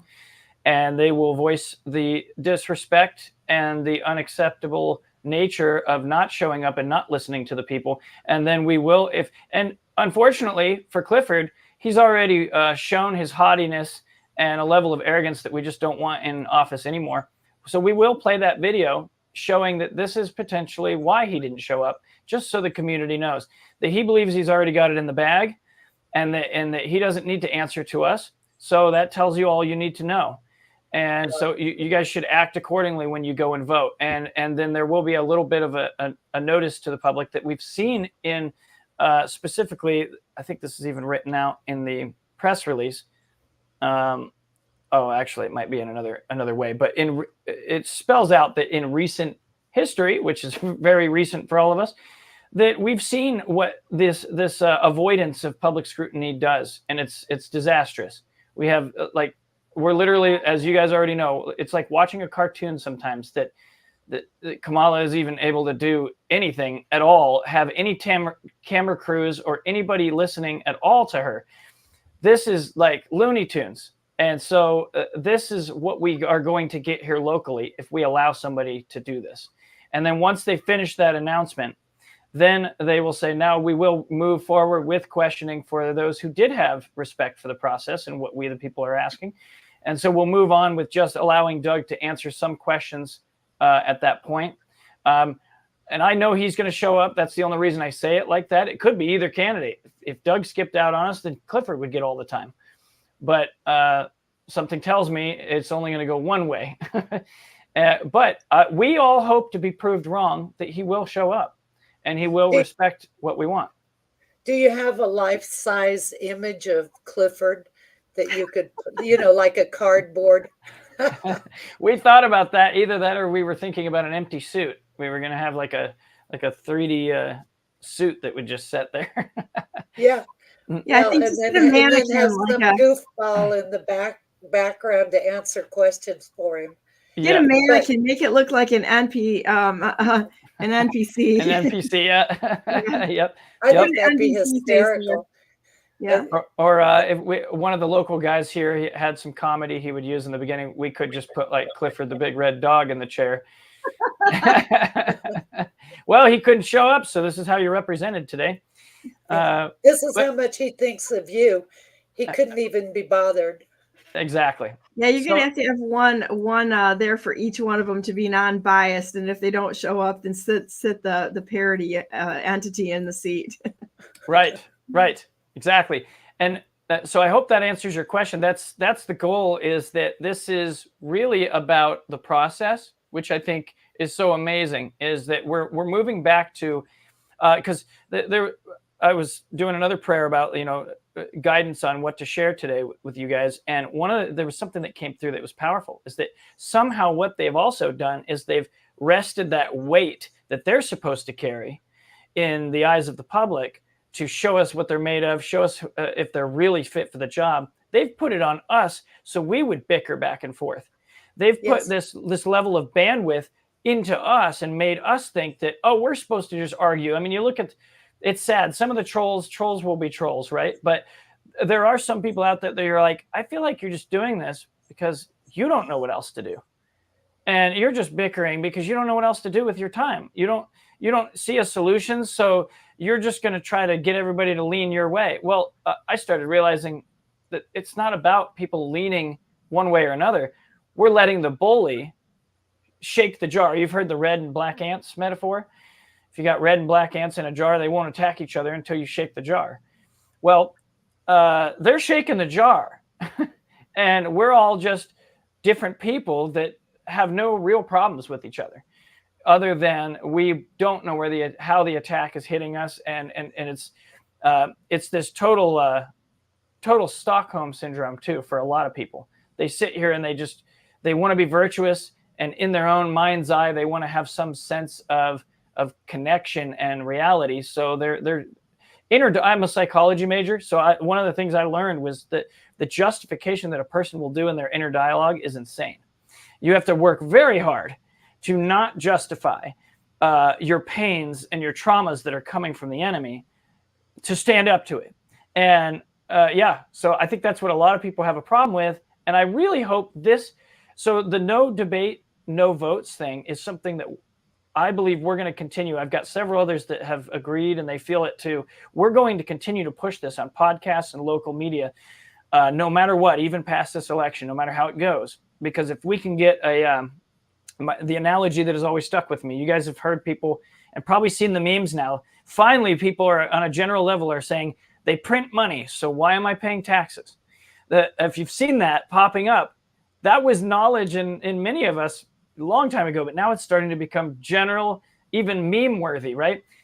I think if this can catch on, no debate, no votes, the candidates running will have such an overwhelming sense that they don't have a choice in the matter. You will debate, or we will make an assumption about you that is not good. Yeah, I like that as a slogan. That's a really good slogan. That is a good slogan. The one thing that I got to tell you, because I'm one of those critical thinkers that likes to punch holes in everything. Yeah, please. I think it's going to have to be addressed eventually. Is the fake news is going to jump on this and try to commandeer it, and then as we know, the rigged debates that are out there, because they're rigged. They rig the debates. They give them the questions. They give one person the advantage over the other, and it doesn't matter which side they're on. I saw it with Tudor Dixon and Gretchen Whitmer in the state of Michigan. They honestly, they skewed that for definitely a purpose, and they both looked bad. It was like a 16-year-old cat fight. There was no substance to it. It was embarrassing, and I was like shocked at how low IQ the whole thing was. But if there was a way to vet this, that these are like unaffiliated people, because you're going to have political operatives that are jumping on this, there's got to kind of be a way to, though I don't believe in control or centralization in any way, shape, or form, right? You know, there has to be something that clearly defines fake news and rigged elections from something that is truly individuals just taking it upon themselves. Right, because you're so right. And because if this is done correctly, you know what's interesting? You've heard of the Streisand effect. What I feel like this would do, if these debates actually do become very grassroots, very real, even when they try to cover up, there will be almost an intentional on our part Streisand effect that will happen every time, because the power of debate and the power of that presence. Because even if they have a silver tongue, right? This is what I was thinking about. I was like you, I'm like, what are all the pitfalls here? What are the things that could go wrong? And that we may just they might start farming all these people that have a silver tongue. They're really good at talking, really good at debating. Well, the nice thing about that is we're still going to have the effect of, well, now when they didn't follow through, we've invested time in the room with you. It's way different than when somebody's campaigning around and they've got their videos and they've got their everything that's popped up on our feed, and then they turn their back on us. It's going to have a different effect, I believe, if they actually have spent time in rooms with people and they painted a pretty picture for us. And now we saw how far they would go to deceive us, even in person. So no, these people are out, done. We're gonna come down on them like a ton of bricks, because I think that will have, and this is why I think they avoid it, and the whole virtual experience thing, which, by the way, no disrespect, because it's helped us. I think everything has a good and everything has an evil practice to it. They love when we're disconnected, because and so they stay disconnected because there's a law, one might argue, in person that comes into play, that you cannot call it Holy Spirit, right? You cannot lie in front of the Holy Spirit. And I believe it's still true even when you have videos and it's coming through the screen, but people are easier deceived on a collective level. So I think it'll help with that too. I know I got a little off track there, but no, that's okay. That's what we do. We are the best at getting off track and going down all of these rabbit holes, which I think are that sometimes is some of the most important discussions that we have. How much time do we have left? Because I was going to ask you if you'd like to hear, to your previous point, another aspect of that hole that you wanted to see if there was a hole there. Yeah, sure. And how we would handle it being commandeered. And I'll make this really fast, the shortened version. When I told you guys, you got time. Take your time. Okay. At the beginning, when I told you I was wronged by our government here, what had happened was there was a bill that was going through that shouldn't go through. It was bad. I got a tip off, and that I should show up and film it because I've been working on a documentary for a while. And so I show up. I thought I was just going to get some shots of the people going in the gallery, and then I'd interview people later. But they wouldn't let people in. And it was all under the guise of COVID, as usual. And then they have their little 35 maximum occupancy in the huge house gallery, all because of COVID. And there were hundreds of people in this foyer saying, no, we want to take the risk. It's our process. We want to be here and witness what you guys are doing and talking about. And they literally tried to keep us out. And it wasn't until multiple video feeds were going viral, because everybody was chanting for like 30 minutes straight, this is our house, this is our house, let us in, let us in, let us in. We were not going away. And so I'm sitting here like, okay, I can't leave now. This is a historical moment. Well, then 2 of the doors had gotten opened by the people, and one of the officers tried to take the door from the patriot that was standing there, and it twisted the frame, broke the glass. So, of course, the media had a heyday with that, right? Trying to say, and this is funny, 6 months before January 6th, they used the same structure in our headlines here. Stigmatized term, which happened to be Ammon Bundy at the time, and anti-maskers. And then they said stormed the Capitol. Same exact structure. Stigmatized term, the word storm. They must have done some kind of focus groups on that word. And then Capitol. And it's such a big deal because it's the Capitol, right? Like, we're a bunch of insurrectionists. They did that 6 months here in Idaho before J6 happened. And I wouldn't be surprised if they were doing little test markets all over the place. But point is, that happened. I happened to be the only one in the spot that got the footage of what really happened to that door. So I gave it to a friend of mine. She sends it out. It gets all the way across. I think it even made it on InfoWars in several different places because so many people were like, they're doing something right in Idaho. And it had nothing to do, because I'm coming to my point here. After all this happened, they conceded and allowed us in. Then we go downstairs for the testimony on the bill. Everything was fine. And they had to have an overflow day because we had so many people wanting to testify. We had to come back day 2. Day 2, they didn't give us any issues going in the gallery this time. Imagine that. We go in, we go through those proceedings, and then we go downstairs to finish out the testimony. And now they don't want me sitting in the seat I was in for media. They come up and they say, you can't sit there. I was like, why not? Well, this is for credentialed press members only. Oh, they like to play that game. They love the credentials, yeah. And it's totally fake, total lie. They've been doing this in the public buildings for a long time. So I don't know if this will ever come to pass, but quick aside, I have a life mission that I would love to see, that no public buildings ever again allow any private press. Credentialed. Yep, no press BS in public buildings. We never allowed that. It's not in the law. And it's a total abridging of that freedom of press for all of us. And the First Amendment audits that went like wildfire across the country have already proven that. But anyway, we go down there. Finally, they tell us they're threatening to arrest me if I don't move. So me and the gal that was sitting with me, I did move for a moment. And then I was like, no, this isn't right. No. So I quietly just went back and sat back down. There was nobody that wanted that seat. It was where I needed to get my shots. And I was there in my capacity to do that. And they came up and the chairman stopped the proceedings. They brought like 12, 15 officers, hauled me out of there. And they hurt women and children on the way out. And my point to all of this, right? Nazis, a bunch of commie Nazis. Seriously, yeah, just completely corrupt. And I could go into a whole bunch of it, but I don't want to do all that right now. But no, go ahead. I want to hear this. They tried to intimidate me in the back room. They didn't even know what they were charging me with. I could tell they were frantically running around while I'm sitting there in cuffs. And I'm looking at them. I'm like, what are you guys arresting me for? And they didn't know what to say until after all this time, they dragged me to a back room where and they wouldn't let anybody follow me with my camera, by the way, which was totally wrong. I should have had the right to have somebody there documenting and protecting to make sure, because they could have totally beat me up or did whatever they wanted. And it was the craziest thing because it welled up in me, this when I was in there, I attribute it completely to God, is that when I'm looking at the two of them in the private room, it just came out of me. I said, I'm so disappointed in how dishonest you guys are. Like, I felt like a kid who looked up to these people as leaders, and I was completely disappointed. My heroes are fake. I was so disgusted. And you should have saw their faces. It was like they got caught in the cookie jar. The one guy, he went pale and then did that whole defensive laughing thing that people do, where and then says, "Why would we let you go?" and starts laughing in my face. And I was like, you know exactly why. You know that this is completely fake.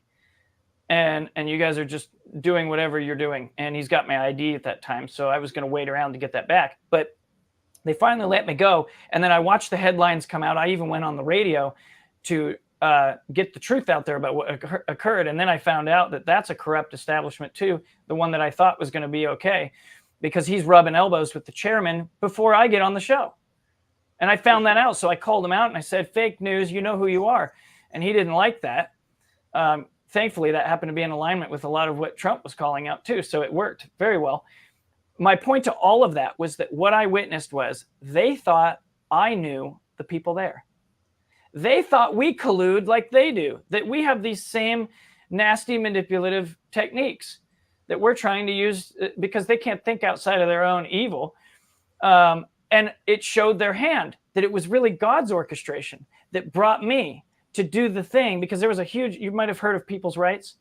Oh, yeah. There's a bunch of them there, including Ammon Bundy. I didn't know any of them. I just wanted to do the right thing because I was sick of it. And then they lumped me in with them, and Streisand effect again, because they might have thought, oh, well, we're going to do that because it's easy to call Ammon crazy and snuff this story out.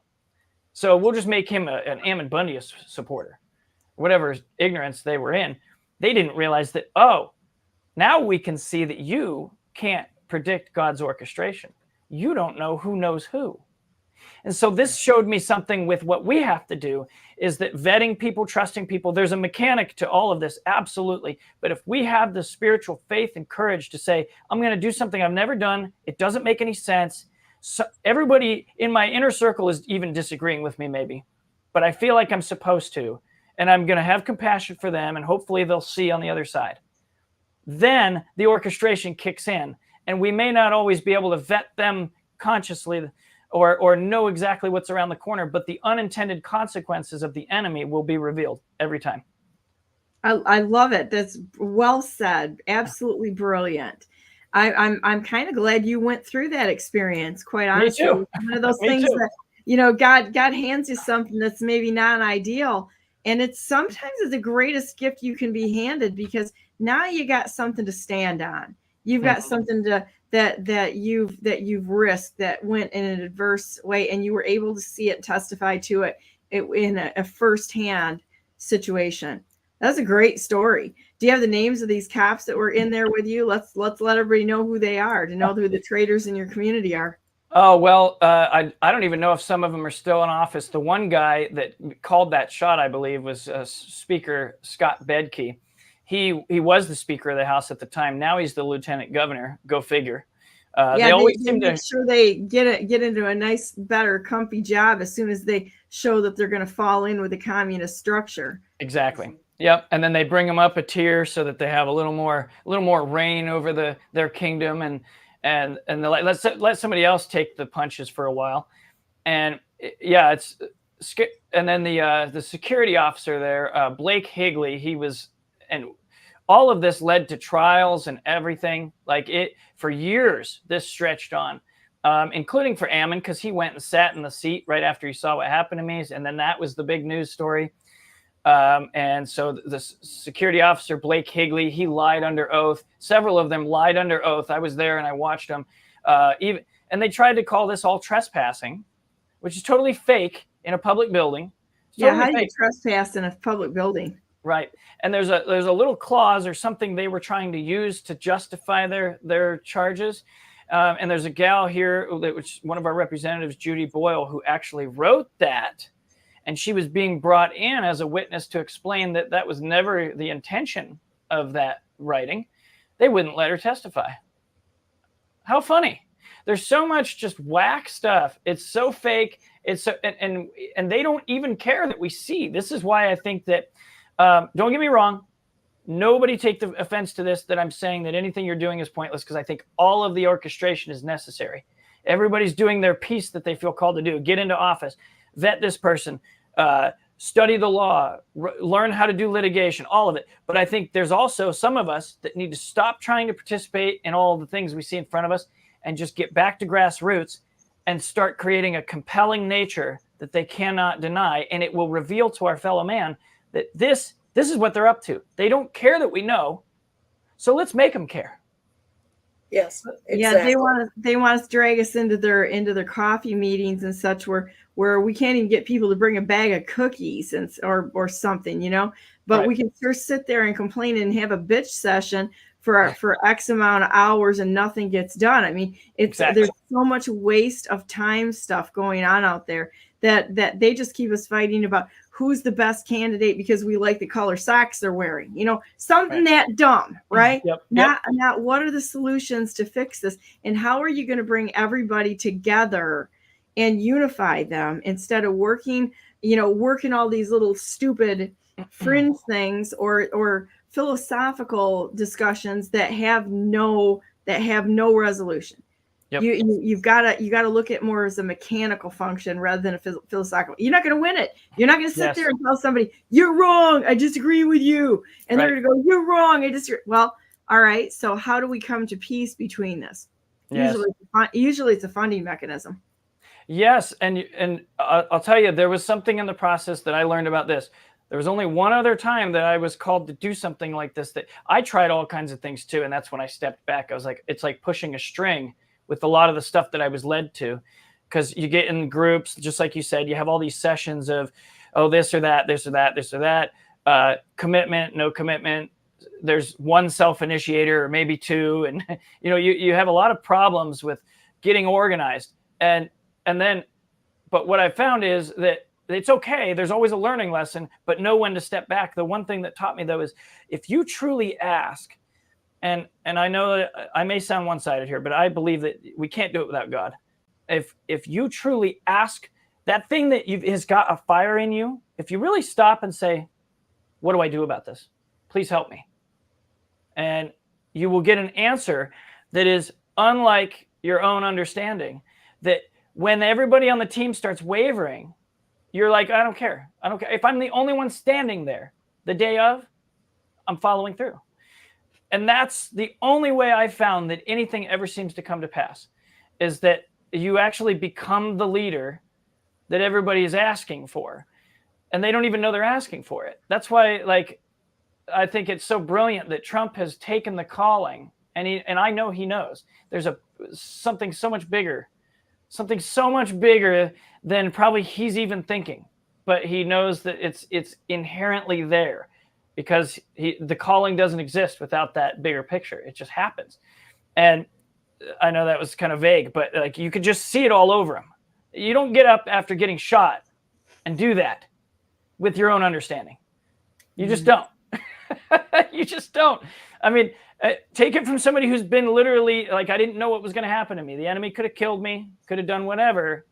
And you truly do tap into that. So when you ask for that, there was one other time that I was called to do something like this, and it ended up being impactful enough in our downtown area that they had to put out a bunch of fake propaganda on their local news stations to snuff it out. That's when you know you're on the right track. That's right. That's absolutely beautiful. Well, I appreciate you coming on today. Do you have any last words here, Vicky and Bryan? And then we're going to go to let's do a prayer. Then we'll go to last words, and then end the show. But I really appreciate both of you. You guys are brilliant, absolutely brilliant. What a fun time, just being honest. Oh, you too. Thank you for your spirit. It's just Love awesome. it. Thank you. Dear Heavenly Father, thank you so much for Bryan and Vicky and all those people who are out there that unwaveringly stand and continue to fight for your good purposes here on earth. We want your kingdom on earth as it is in heaven, as you taught us to pray. Thank you so much for every single person out there. We ask your blessings on Ambassador Rick Grinnell, who came to the barn this weekend, and the wonderful time we had there. It was such a blessing. Thank you for every single person for blessing us with time to get together and just visit with each other. The gift that you've given us of each other is so unbelievable. And what a treasure. It's not the material world that we live in and care for, even though we're thankful for all those things you've given us. It's each other and the preciousness that you put into each of our hearts, our abilities, and the gifts that you've given us. And more so when we walk with you, listening to you every single day, every minute of the day, praying without ceasing, and relying on you for everything in our lives. You're so good to us. And what's really amazing is when we walk away from this world and we walk with you, it changes. It's a game changer. It changes everything. And I just want to thank you. We all want to thank you this day for loving us, for being a friend to us, for caring about us, our hurts, our hearts when things go wrong, for drying our tears, and when we're sad, and also the joy that we can experience every day walking with you as you lead us and love us as the wonderful, faithful, protective, providing Father that you are. We love you so much. We ask that in this next 15 days that you inspire people to do what they need to do and critically think before this election that's come up, because we know that you're leading us. Now we have to do our part too, and our lawful part, our duty to the structures that you've given us to live in peace with our neighbors and have peace with everyone as we unite behind you, our King, our Lord, and our Savior. Thank you so much. We love you so very much and want to be a friend to you. In the name of Jesus Christ, we pray. Amen. Amen. Amen. Amen. So last words here, guys, before we move on to our day, Vicky and then Bryan. Well, I'm just so happy to hear Bryan. I'm glad you let me stay on so that I could listen to what he has to say. It gives me hope, and anything I can do to help you, Bryan, just, I'll make sure you get my phone number and give me a call. I don't go out and do things. I am 100% researching on the internet. So anything you need to know, anything you need researched, I'd be happy to help you. That's an invaluable skill right there. So Bryan, what's your last words here for today? You want to tell people about the debate and when, where, why, how, and how to. Let me see if I can get the flyer back up here a minute. Sure. And ta-da! Yeah, thank you so much. It's. I just want to say I'm very grateful to be here and very grateful to be able to share this. And yes, the debate is this coming Saturday, October 26th at 1:30. It's going to be, if you're in Ada County or even in a surrounding area, if you're welcome, because this actually involves all of us as hopefully a model of being going forward, that we can take our counties back. And if it's not going to happen by getting constitutional sheriffs the right way, we can start making sure nobody else gets into office around them until we have another election. Do whatever you can. It'll be at the Meridian Library. And I guess my final words would be, we can do this. Not only are we called to do it, I believe, but we can. We can with the power and the mightiness of God that created this and allowed us to learn our lesson from our dereliction. I think that's what really helps me the most, is that I realize this was our own fault. Yes.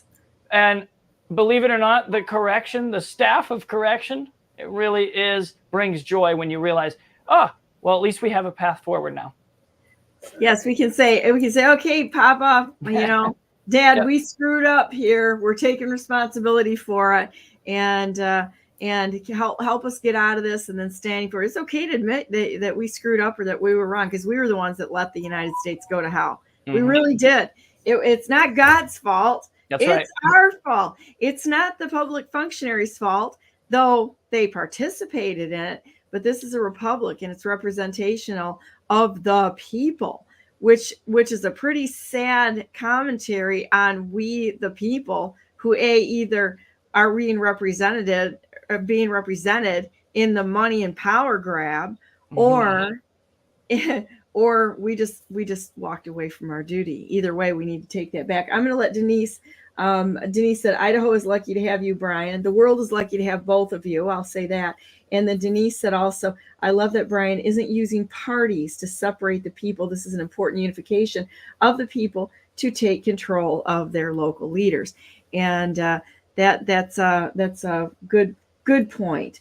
And share your debate response with Bryan on BrandenburgNewsNetwork.com. Okay, I think you did that, Eric. So thank you so much, everybody, for being here today. And we're going to go to that time of the show, boys and girls. We're go to BrandenburgForGovernor.com because I'm the best non-conceder who's ever not conceded in the history of the United States of America. And I would like to have a discussion with the rightful president of the United States, President Donald J. Trump, who will, with God's help, win the election again on November 5. We've got 15 days to go, and I'm going to be doing a countdown. So get your warrior on, get ready here to go vote on election day. Bring people with you, know your Constitution, and let's get her done. This is a great time to get her done on this. And with that said, God bless you all. God bless all those whom you love, and God bless America. Have a great day. If you don't Thank have you, Donna. Thank you, Bryan. Yes, if you don't thank you guys so much. Be one and stay on the line, guys, a minute, because guess what? Nana, we get to talk when we end the show here. I'll just hang on, Bryan.